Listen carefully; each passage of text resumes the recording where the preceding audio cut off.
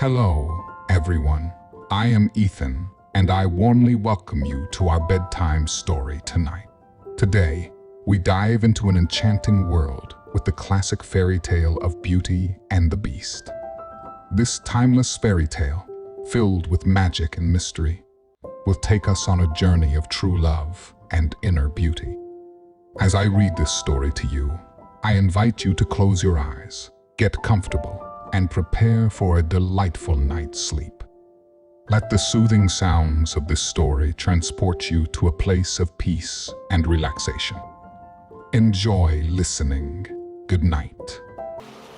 There was once a very rich merchant who had 6 children, 3 sons and 3 daughters. He spared no cost for their education, but gave them all kinds of masters. His daughters were extremely handsome, especially the youngest. When she was little, everybody admired her and called her the little beauty, so that, as she grew up, she still went by the name of Beauty, which made her sisters very jealous. The youngest, as she was handsome, was also better than her sisters. The 2 eldest had a great deal of pride because they were rich. They gave themselves ridiculous airs and would not visit other merchants' daughters, nor keep company with any but persons of quality. They went out every day upon parties of pleasure, balls, plays, concerts, etc., and laughed at their youngest sister because she spent the greatest part of her time in reading good books. As it was known that they were to have great fortunes, several eminent merchants made their addresses to them. But the 2 eldest said they would never marry unless they could meet with a duke, or an earl at least.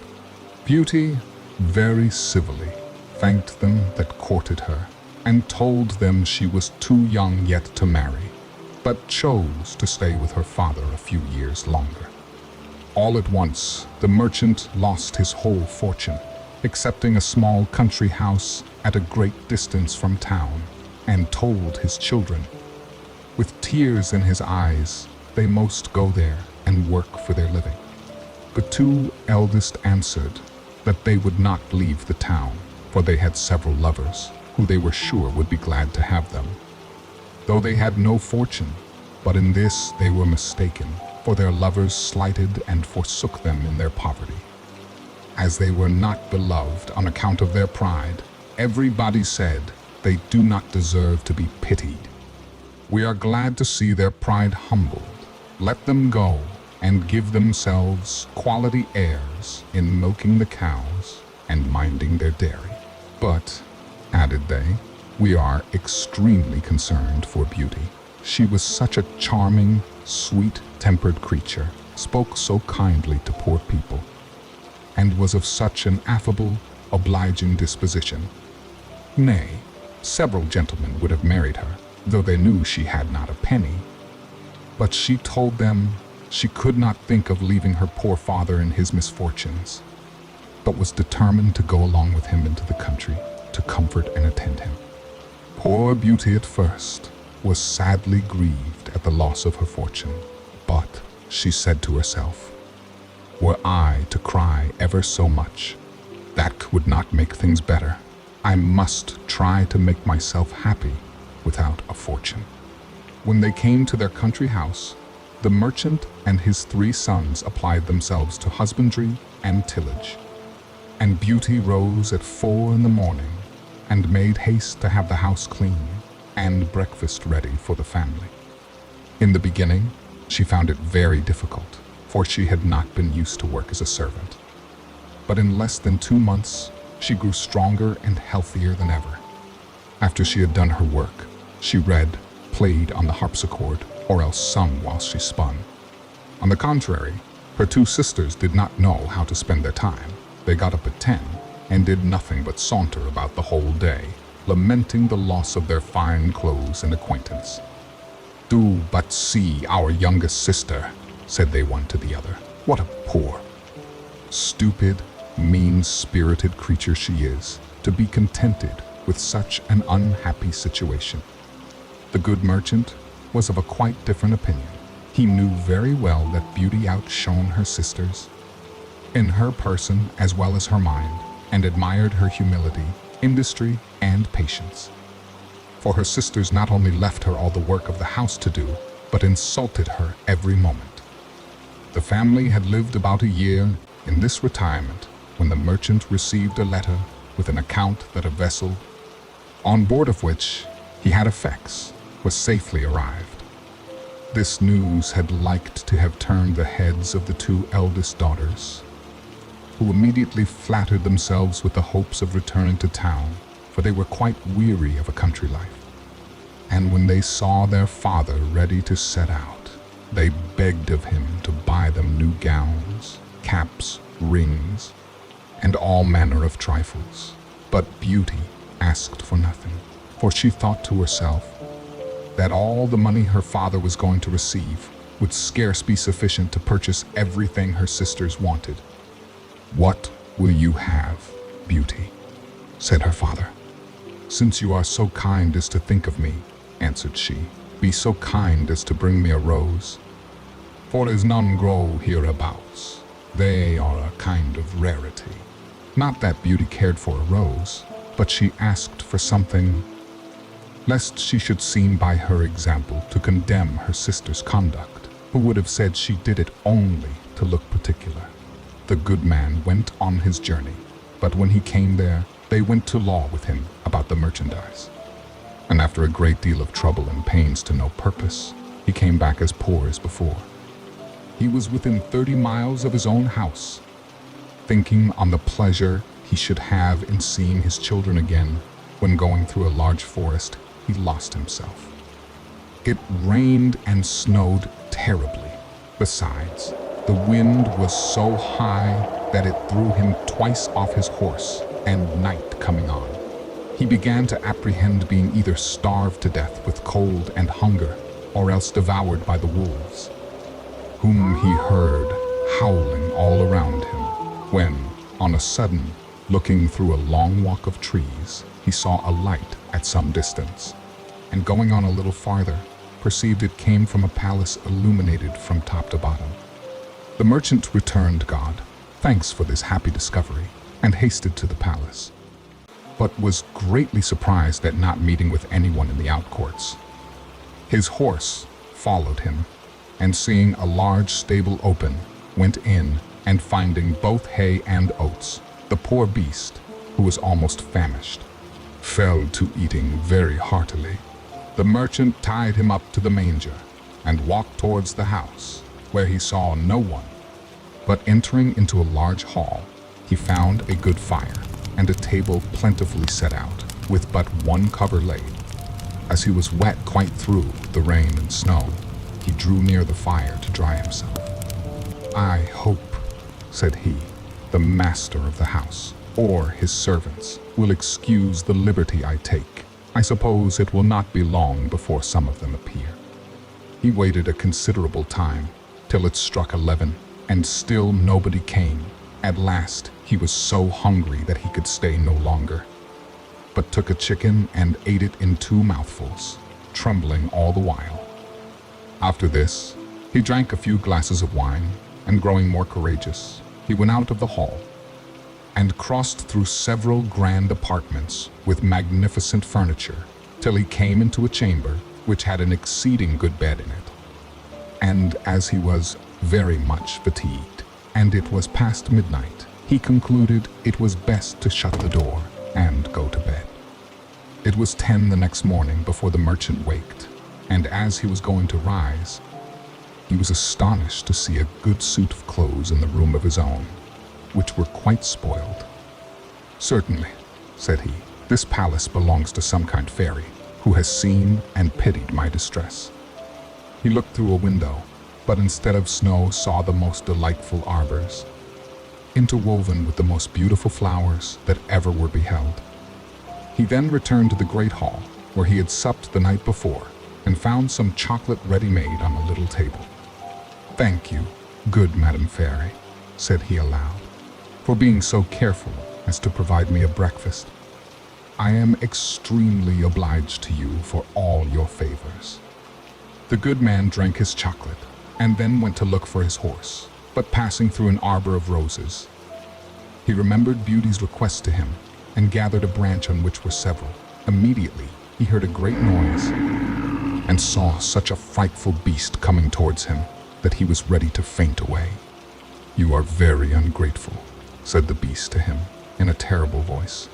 "I have saved your life by receiving you into my castle, and, in return, you steal my roses, which I value beyond anything in the universe, but you shall die for it.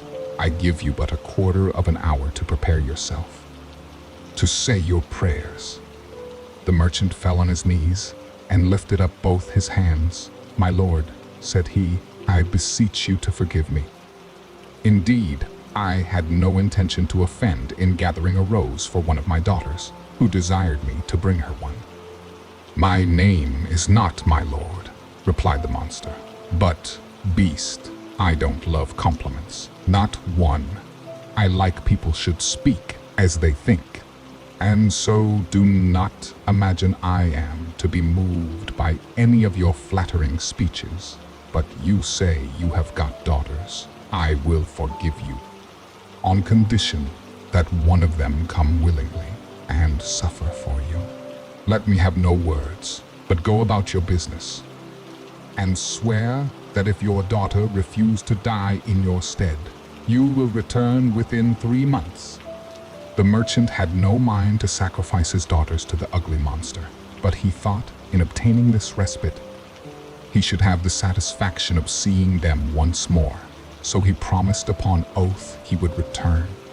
And the beast told him he might set out when he pleased. "But," added he, "you shall not depart empty-handed. Go back to the room where you lay, and you will see a great empty chest. Fill it with whatever you like best, and I will send it to your home." And at the same time, Beast withdrew. "Well," said the good man to himself, "if I must die, I shall have the comfort, at least of leaving something to my poor children." He returned to the bedchamber, and finding a great quantity of broad pieces of gold, he filled the great chest the beast had mentioned, locked it, and afterwards took his horse out of the stable, leaving the palace with as much grief as he had entered it with joy. The horse, of his own accord, took one of the roads of the forest, and in a few hours the good man was at home. His children came around him, but instead of receiving their embraces with pleasure, he looked on them and, holding up the branch he had in his hands, he burst into tears. "Here, Beauty," said he, "take these roses, but little do you think how dear they are like to cost your unhappy father." And then related his fatal adventure. Immediately, the 2 eldest set up lamentable outcries, and said all manner of ill-natured things to Beauty, who did not cry at all. "Do but see the pride of that little wretch," said they. "She would not ask for fine clothes, as we did, but no, truly, Miss wanted to distinguish herself, so now she will be the death of our poor father. And yet she does not so much as shed a tear." "Why should I?" answered Beauty. "It would be very needless, for my father shall not suffer upon my account. Since the monster will accept of one of his daughters, I will deliver myself up to all his fury. And I am very happy in thinking that my death will save my father's life, and be a proof of my tender love for him." "No, sister," said her 3 brothers, "that shall not be. We will go find the monster, and either kill him or perish in the attempt." "Do not imagine any such thing, my sons," said the merchant. "Beast's power is so great that I have no hopes of your overcoming him. I am charmed with Beauty's kind and generous offer, but I cannot yield to it. I am old and have not long to live, so can only lose a few years, which I regret for your sakes alone, my dear children." "Indeed, father," said Beauty, "you shall not go to the palace without me. You cannot hinder me from following you." It was to no purpose. All they could say, Beauty still insisted on setting out for the fine palace, and her sisters were delighted at it. For her virtue and amiable qualities made them envious and jealous. The merchant was so afflicted at the thoughts of losing his daughter that he had quite forgot the chest full of gold. But at night, when he retired to rest, no sooner had he shut his chamber door than, to his great astonishment, he found it by his bedside. He was determined, however, not to tell his children that he was grown rich, because they would have wanted to return to town. And he was resolved not to leave the country, but he trusted Beauty with the secret, who informed him that 2 gentlemen came in his absence, and courted her sisters. She begged her father to consent to their marriage and give them fortunes, for she was so good that she loved them, and forgave them heartily all their ill usage.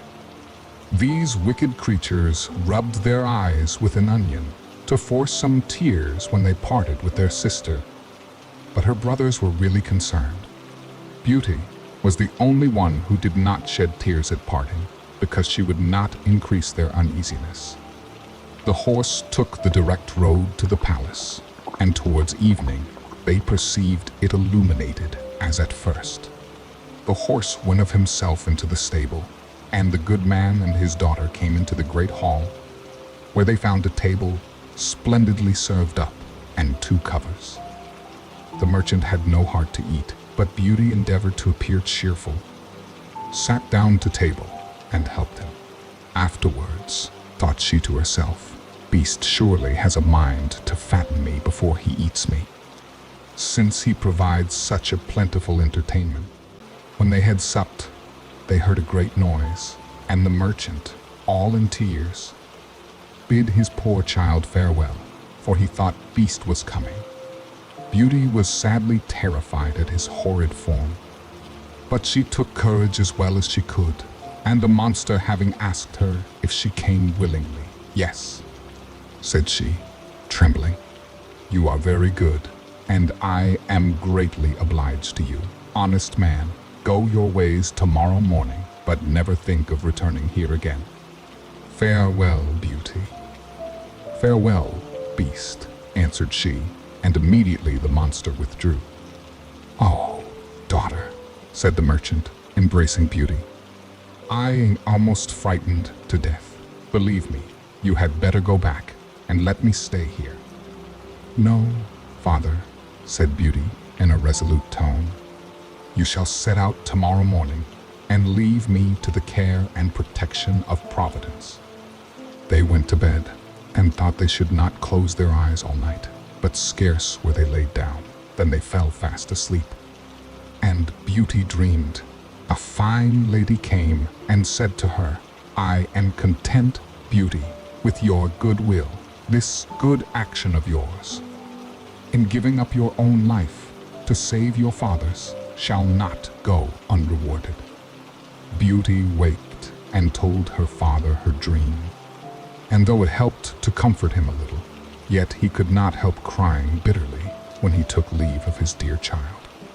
As soon as he was gone, Beauty sat down in the great hall and fell a-crying likewise, but as she was mistress of a great deal of resolution, she recommended herself to God, and resolved not to be uneasy the little time she had to live, for she firmly believed Beast would eat her up that night.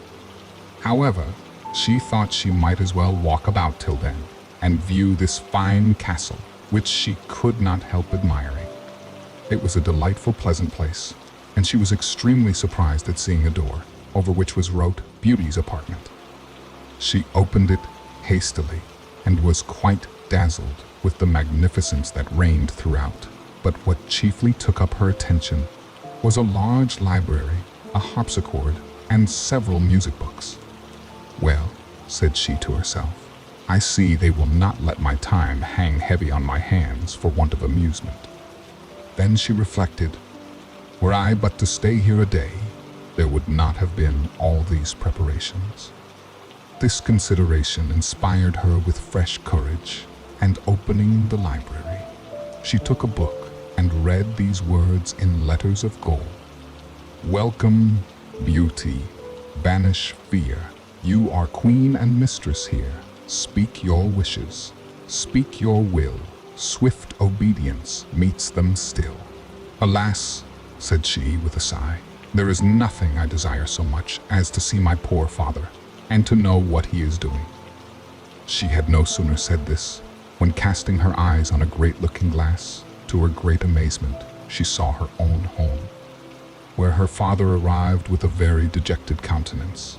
Her sisters went to meet him, and, notwithstanding their endeavors to appear sorrowful, their joy, felt for having got rid of their sister, was visible in every feature. A moment after, everything disappeared, and Beauty's apprehensions at this proof of Beast's complaisance. At noon, she found dinner ready, and while at table, was entertained with an excellent concert of music, though without seeing anybody. But at night, as she was going to sit down to supper, she heard the noise Beast made, and could not help being sadly terrified. Beauty, said the monster, will you give me leave to see you sup? That is, as you please, answered Beauty, trembling. No, replied the Beast, you alone are mistress here. You need only bid me be gone, if my presence is troublesome, and I will immediately withdraw. But tell me, do not you think me very ugly? That is true, said Beauty, for I cannot tell a lie, but I believe you are very good-natured. So I am, said the monster, but then besides my ugliness, I have no sense. I know very well that I am a poor, silly, stupid creature. 'Tis no sign of folly to think so, replied Beauty, for never did fool know this, or had so humble a conceit of his own understanding. Eat, then, Beauty, said the monster, and endeavor to amuse yourself in your palace, for everything here is yours. And I should be very uneasy if you are not happy. You are very obliging, answered Beauty. I own I am pleased with your kindness, and when I consider that, your deformity scarce appears. Yes, yes, said the Beast, my heart is good, but still I am a monster. Among mankind, says Beauty, there are many that deserve that name more than you, and I prefer you, just as you are, to those who, under a human form, hide a treacherous, corrupt, and ungrateful heart. If I had sense enough, replied the Beast, I would make a fine compliment to thank you, but I'm so dull that I can only say, I am greatly obliged to you. Beauty ate a hearty supper, and had almost conquered her dread of the monster. But she had liked to have fainted away when he said to her, Beauty, will you be my wife? She was some time before she durst answer, for she was afraid of making him angry if she refused. At last, however, she said, trembling, No, Beast. Immediately the poor monster began to sigh, and hissed so frightfully that the whole palace echoed. But Beauty soon recovered her fright, for Beast having said in a mournful voice, Then farewell, Beauty, left the room, and only turned back, now and then, to look at her as he went out. When Beauty was alone, she felt a great deal of compassion for poor Beast. Alas, said she, 'tis 1,000 pities anything so good-natured should be so ugly. Beauty spent 3 months very contentedly in the palace. Every evening Beast paid her a visit and talked to her during supper. Very rationally, with plain good common sense, but never with what the world calls wit. And Beauty daily discovered some valuable qualifications in the monster, and seeing him often, had so accustomed her to his deformity that, far from dreading the time of his visit, she would often look on her watch to see when it would be 9, for the Beast never missed coming at that hour. There was but one thing that gave Beauty any concern, which was that every night, before she went to bed, The monster always asked her if she would be his wife. One day, she said to him, "Beast, you make me very uneasy. I wish I could consent to marry you, but I am too sincere to make you believe that will ever happen. I shall always esteem you as a friend. Endeavor to be satisfied with this." "I must," said the beast, "for, alas, I know too well my own misfortune. But then I love you with the tenderest affection. However, I ought to think myself happy that you will stay here. Promise me never to leave me." Beauty blushed at these words. She had seen in her glass that her father had pined himself sick for the loss of her, and she longed to see him again. "I could," answered she, "indeed, promise never to leave you entirely. But I have so great a desire to see my father that I shall fret to death.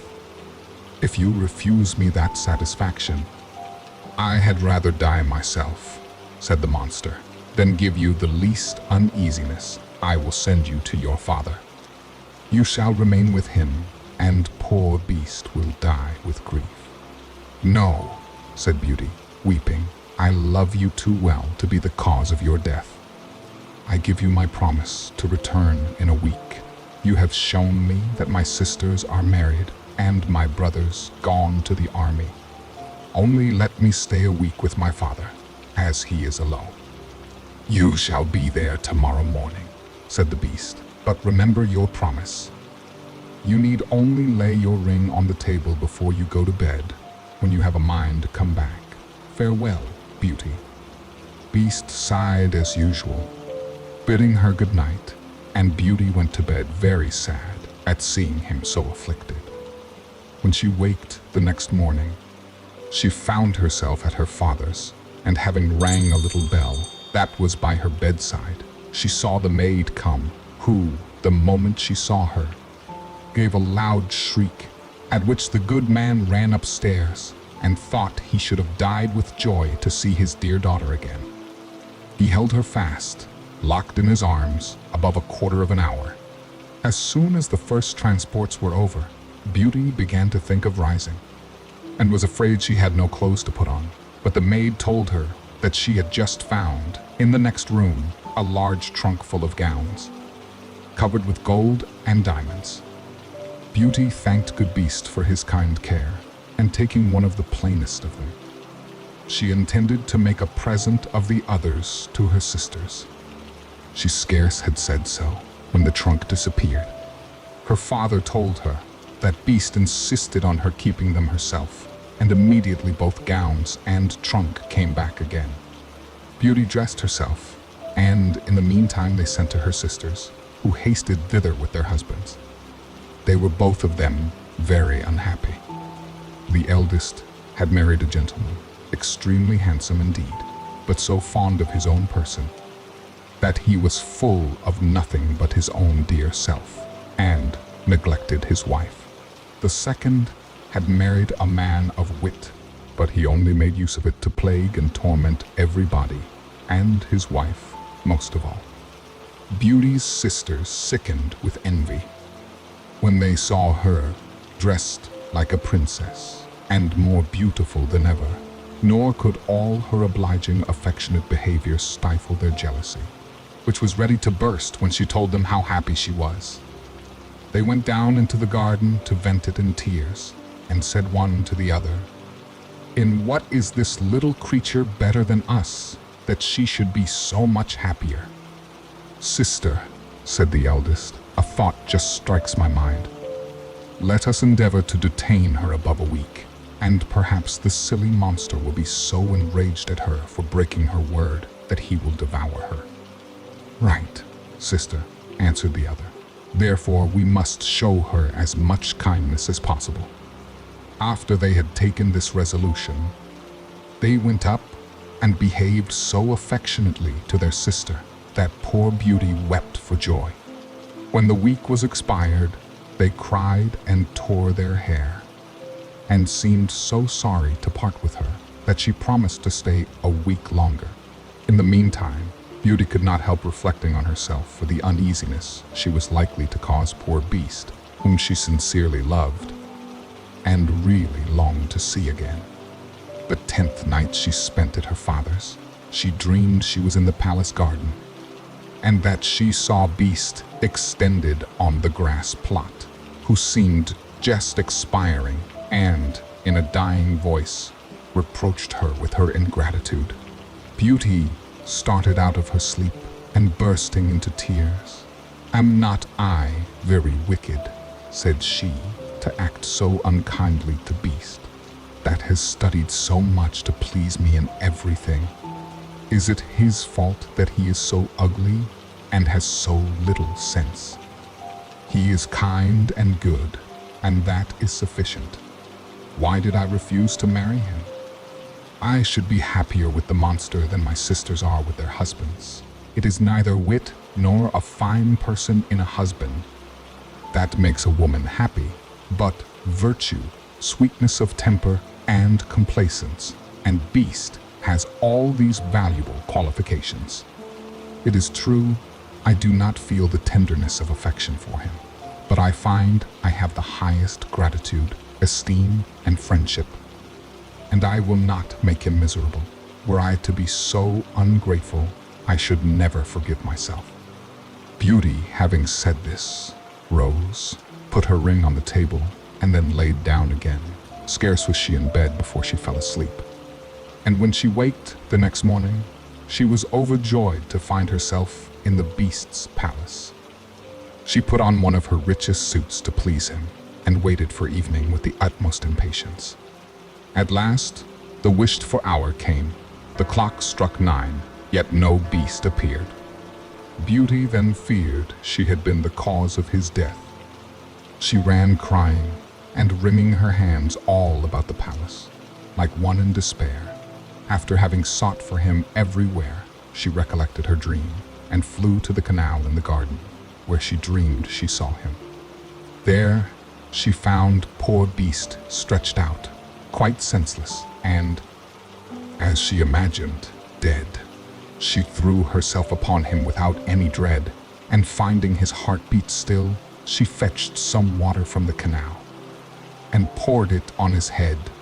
Beast opened his eyes and said to Beauty, "You forgot your promise, and I was so afflicted for having lost you that I resolved to starve myself. But since I have the happiness of seeing you once more, I die satisfied." "No, dear Beast," said Beauty, "you must not die. Live to be my husband. From this moment I give you my hand, and swear to be none but yours." "Alas, lass, I thought I had only a friendship for you, but the grief I now feel convinces me that I cannot live without you." Beauty scarcely had pronounced these words when she saw the palace sparkle with light and fireworks, instruments of music, everything seemed to give notice of some great event, but nothing could fix her attention. She turned to her dear Beast, for whom she trembled with fear. But how great was her surprise! Beast had disappeared, and she saw at her feet one of the loveliest princes that I ever beheld, who returned her thanks for having put an end to the charm under which he had so long resembled a beast. Though this prince was worthy of all her attention, she could not forbear asking where Beast was. "You see him at your feet," said the prince. "A wicked fairy had condemned me to remain under that shape till a beautiful virgin should consent to marry me. The fairy likewise enjoined me to conceal my understanding. There was only you in the world generous enough to be won by the goodness of my temper, and in offering you my crown, I can't discharge the obligations I have to you." Beauty, agreeably surprised, gave the charming prince her hand to rise. They went together into the castle, and Beauty was overjoyed to find, in the great hall, her father and his whole family, whom the beautiful lady that appeared to her in her dream had conveyed thither. "Beauty," said this lady, "come and receive the reward of your judicious choice. You have preferred virtue before either wit or beauty. and deserve to find the person in whom all these qualifications are united. You are going to be a great queen. I hope the throne will not lessen your virtue or make you forget yourself. As to you, ladies, said the fairy to Beauty's two sisters, I know your hearts and all the malice they contain become two statues, but under this transformation still retain your reason. You shall stand before your sister's palace gate, and be it your punishment to behold her happiness. And it will not be in your power to return to your former state till you own your faults. But I am very much afraid that you will always remain statues. Pride, anger, gluttony, and idleness are sometimes conquered, but the conversion of a malicious and envious mind is a kind of miracle. Immediately, the fairy gave a stroke with her wand, and in a moment, all that were in the hall were transported into the prince's palace. His subjects received him with joy. He married Beauty and lived with her many years, and their happiness, as it was founded on virtue, was complete.